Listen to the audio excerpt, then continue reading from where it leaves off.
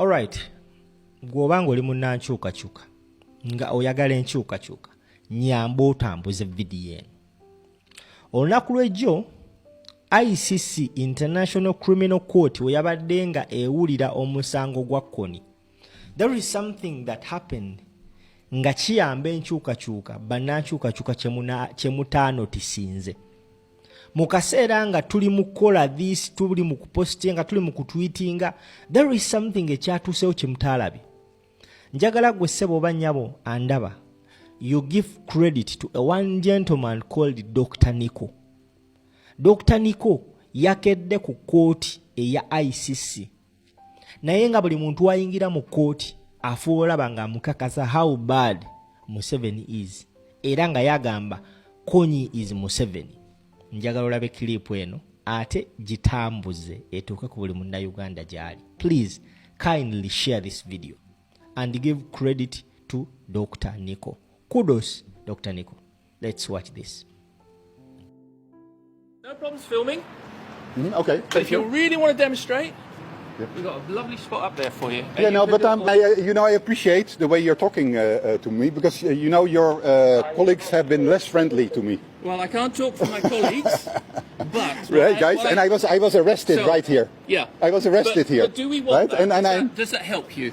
It really helps me to talk to these people. Not to be arrested. No, I want you to see. You see, yeah, 200 people are seeing here. You see? I can see what you're saying. But yes. So I want to talk to these people. I want to talk to these people. And I'm not. How are you doing? Are you going for the Kony case? Asking the ICC to start investigating the crimes of Yoweri Museveni and Muhoozi Kainerugaba because they have killed together more than 6 million East Africans. Thank you. You enjoy today. You see, I'm doing this very friendly, not so? You don't think it's friendly? What is friendly? Hey, how are you doing? That's a good question. I like we request the International Criminal Court to investigate the crimes of Yoweri Museveni and Muhoozi Kainerugaba. I have the proof how horrible this is. You see? Have you been to Uganda? I can't go to Uganda because the prosecutor is refusing to act. Beautiful country. It is, and I can't go and I want to go. Now, many of us have been told nti government ekozesezza ssente z'omusolo nnyingi nnyo okusanitizinga ekifaananyi kyayo newankubadde nga bannankyukakyuka bagezezzaako okulaga ensi how bad and terrible Museveni is. Ebigambo owa police byabadde agamba Dr. Nico ng'amulaga how bad Museveni is. Omusajja amubuuza, have you ever gone to Uganda? Uganda is a beautiful country. Naye Dr. Nico ng'ainsistinga ku kintu kimu nti tewali mirembe mu ggwanga Uganda. It is so absurd nti Dr. Nico yakoze kino ekintu ng'ali bwomu. I'm just imagining singa since nti babadde bawulira omusango gwa Kony who is from Uganda. I was just imagining if we had almost 1,000 Ugandans, 1,000 as in 1,000 Ugandans nga bali ne Dr. Nico, it would have sent a very, very strong message. Naye munnaye ndowooza the mobilization wasn't made. I don't know over there is some, I don't know, but of course I want to applaud Dr. Nico for the work you've done. Thank you so much, brother, and I pray God blesses you abundantly. Tugende maaso ne video eno. Ninawe njagala mulabe ewali ekinyusi ewakulu ennyo. Let's watch. I want to go and I can't go. You see, this is my friend. She died 2 weeks ago. I don't need to see this, thank you. Yeah, it's horrible, eh? No, I agree. Awa mulaze ekifaananyi kya Marinos Alexandria gwe twakaziika of recent. Dr. Nico agenza ali prepared ng'ayina buli kifaananyi kya muntu yatulugunyizibwa. Afubye olaga abazungu ekifaananyi ne batuuka essaawa ne batandika n'okutya nga tebakyagala laba bifaananyi. Naye ng'ebifaananyi byabalaga, these are not photoshopped pictures. These are real pictures. Ladies and gentlemen, Dr. Nico one more time, tumuwe ebirabo bye. He has done it. Newankubadde nga people didn't see it. Please kindly tambuza video eno.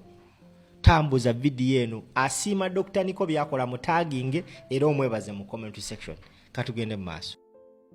It is horrible. It's sickening, right? Yeah, this one. These are children. How do I address you? Huh? Do you have a name? Nico. Nico. Dr. Nico. So- Dr. Nico. Dr. Nico. So, Nico, Yeah. how are we going to resolve this? Because you No, just said just before, let me be here, you just said because I'm before- very peaceful, and I'm just talking. I suppose you're working here. I request the prosecutor to investigate the crimes of Yoweri Museveni and Muhoozi Kainerugaba. That's it. That's my message. And then they walk in. I see you are laughing. I like the security guards. He is nice. Okay, I like you. You're a friendly guy. Thank you. Nico, please Yes. don't touch. Yeah, That's not nice. Yeah. Okay, listen. How do we But resolve but this? but you're. Because I don't But want you getting are you arrested. working at the ICC? Must be one more time to leave the demonstration over. So no, but don't start threatening me with police. I know what you're going to do now. Ladies and gentlemen of the International Criminal Court. Dr. Nico yagenze okulaba nga tebamuwulira nga omusango gugenda mu maaso munda. Omwami yabadde wabweru ng'akutta akazindaalo. Yasomedde abantu, I believe, newankubadde nga abamu beebuzaabuza. This message was heard and very loud. Because omusango ogwo abantu ababaddemu okutuula munda mu kkooti mwabaddemu very prominent people. And according to a certain clip I saw, there were so many celebrities abagubaddemu, abantu abanene mu nsi. Naye nga bavudde bagamba nti bino ebintu byetubadde tukola mu firimu ddala gyebiri mu butuufu nga batya.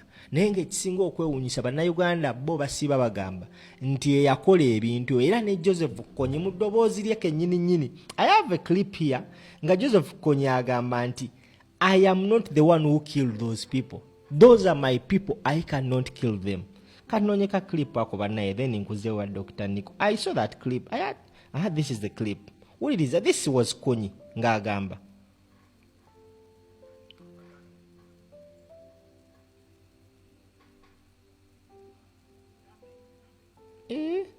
Kantu kaganye. Abadineka clip ako banakataddewa. I believe most of you have seen that clip.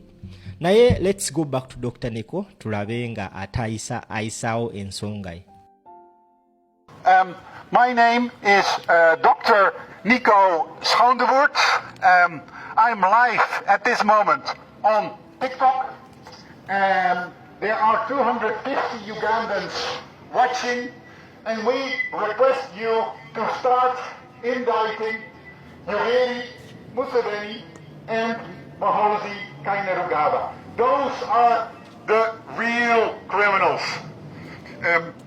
Comrades in Uganda, this is the placard that I'm showing them, and I see is Kony. Museveni is Kony. Dear prosecutor, dear people working in the International Criminal Court, on behalf of 50 million Ugandans that are suffering under dictatorship, I request you to start investigating the crimes of Yoweri Museveni and Muhoozi Kainerugaba. Kony is just a little fish. Today, there will not be any witnesses testifying against Museveni because Museveni will not allow them to leave the country. As I've been explaining, 5.4 million people have died in Congo. Ladies and gentlemen of the police, how are you doing? We wish that the Ugandan police was like Dutch police. I would have been beaten up now, right? I would have been beaten up by these guys if I was in Uganda. No. Yes, in Uganda, yes. No. You know, but the ICC really doesn't know what's going on in Uganda. Okay. Yeah? So this guy is saying that I would not be beaten up in Uganda, but he of course hasn't been to Uganda. And then I was waiting for you.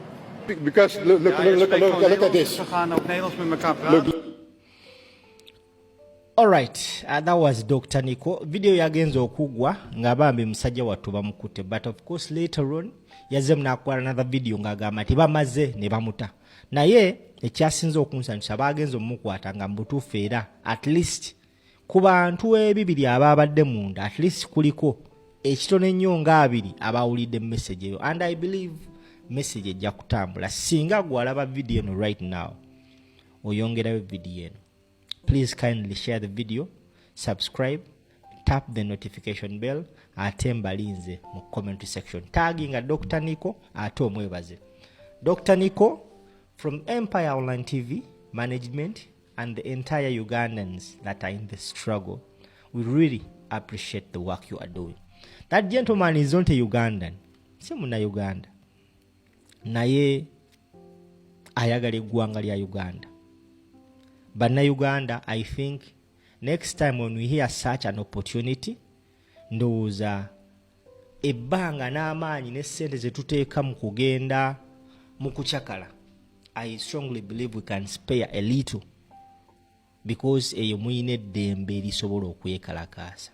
Omusajja yamugambye you are free to demonstrate but from a distance. I'm just imagining if we had 1,000 Ugandans from a distance demonstrating nga mukutte buli kyetaagisa, because camera zaabaddewo buli mukutu. We just need to make a statement before we go to the elections. We need to make a very bold and strong statement. Thank you so much. Please kindly share the video. Don't forget to comment and subscribe. God bless you all.